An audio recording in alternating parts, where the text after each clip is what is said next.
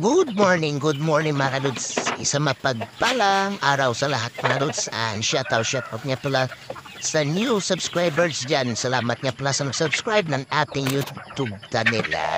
Dili ako na tayo mga kadudes. Magpapakain na tayo ng ating mga native chicken. Tingnan nyo dudes.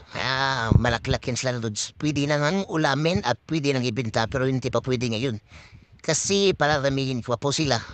Tingnan niyo mga dudes. Masaya kapag maraming manok mga dudes. Kaya payo-payo mga kaibigan dyan. Kung may bakante naman kayong luti dyan, madalaga tayo ng manok kasi madali lang po alagaan ang native chicken. O tawag sa amin dito, Bisayang manok sa Kabisayaan mga dudes. Tingnan niyo mga dudes. Yan. Pwede na ulamin mga dudes. Malaking tipid sa ulam dudes. Mahal po ang mabilihin ngayon. Kaya magtipid-tipid tayo. Yan po ang ating mga inahin mga dudes. Yan. Tatlong inahin lods ng itlog na. Tingnan nyo lods ang panaluwa kong na panaluwa. Tiyan at panatlo dalawang piraso lang yun.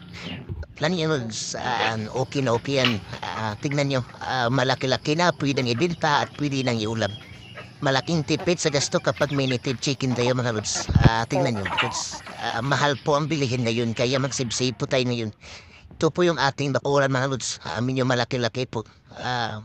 Hindi ko po sila kinulong kasi para mabilis lang lumaki. Pwede na may kulong pero mas komportable ako kung nasa labas sila mga lods.